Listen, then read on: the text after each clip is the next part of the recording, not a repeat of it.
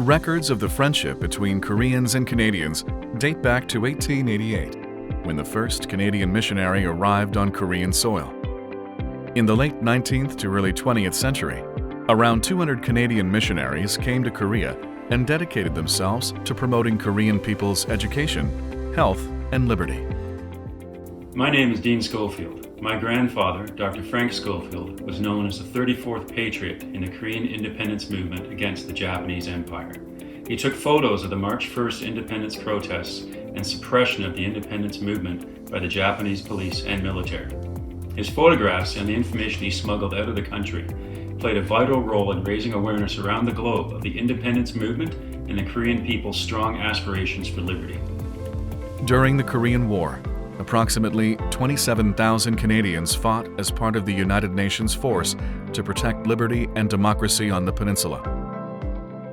With Canada's participation in the war, the Canada-Korea cooperation to uphold our shared values had begun even before diplomatic relations were formally established.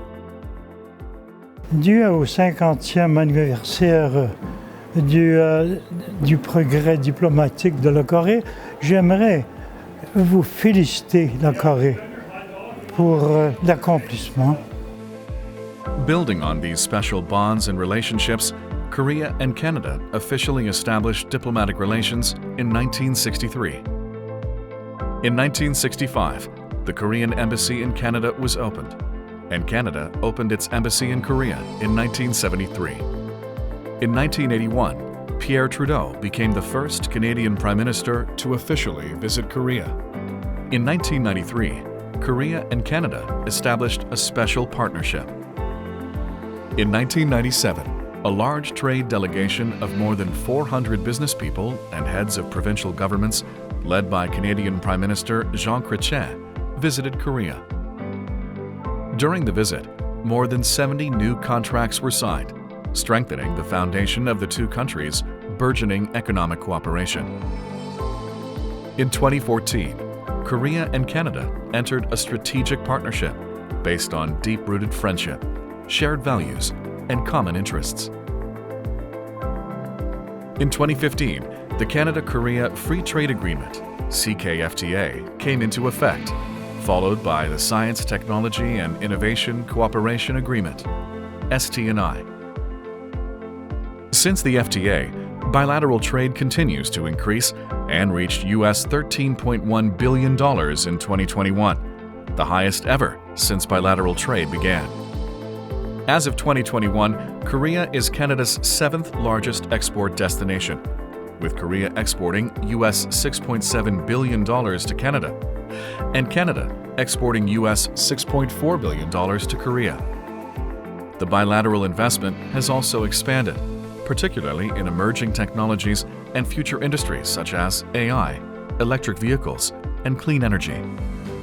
Today, there are 240,000 Koreans and Canadians of Korean descent in Canada, and around 440,000 visitors annually between the two countries.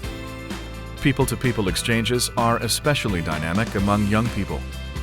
For example, through the Working Holiday Visa program, 4,000 Koreans visit Canada, and hundreds of Canadians visit Korea as English teachers annually.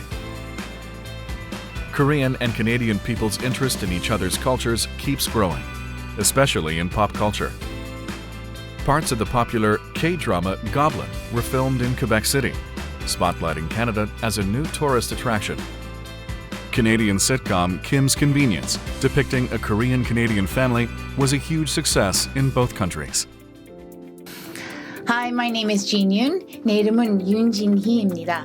안녕하십니까? I'm really proud that as a cast member of Kim's Convenience, we were able to bring attention and affection to Korean Canadian families and an appreciation for Korean culture. Because, you know, 우리 음식은 최고요. Our food is the best. 대단하다. 2023년 캐나다와 한국 수교 60주년 명예대사 김연아입니다. 캐나다는 저에게 개인적으로 인연이 깊은 곳입니다. 선수 시절 오랜 시간 훈련을 하고 또 올림픽 금메달을 획득한 곳도 바로 캐나다입니다. Recently, the partnership on global issues between Korea and Canada has been strengthened. In 2020, Korea led the UN Group of Friends of Solidarity for Global Health Security, a group co-chaired by Canada, to push for a stronger pandemic response by the United Nations. Korea is also a partner of the Canada-led ELSI Initiative for Women in Peace Operations, aimed at increasing the meaningful participation of women in UN peace operations. Both countries have announced targets for carbon neutrality by 2050 and cooperate to achieve climate goals. Sustained by a long history of cooperation, the Republic of Korea and Canada celebrate the 60th anniversary of diplomatic relations in 2023. Ahead of the 60th anniversary, on the occasion of President Yoon's visit to Canada in September 2022, President Yoon and Prime Minister Trudeau agreed to elevate the relationship to a comprehensive strategic partnership framed around 5 shared priorities in the areas of shared values, security, economic prosperity, sustainability, and beyond. Based on the cooperation in the 5 pillars, Korea and Canada look forward to building an even brighter future together for the next 60 years. Congratulations on 60 years of Canada and Korea's continuing partnership. I know that my grandfather would be incredibly proud of Korea and everything we've accomplished together. I would like to congratulate Korea and all what they have done and the progress that they have made. Thank you. It's especially meaningful to me that here in 2023, we are celebrating 60 years of diplomatic relationships between Canada and South Korea. I'm really proud to be a part of it. 캐나다와 한국의 수교 60주년을 진심으로 축하드립니다.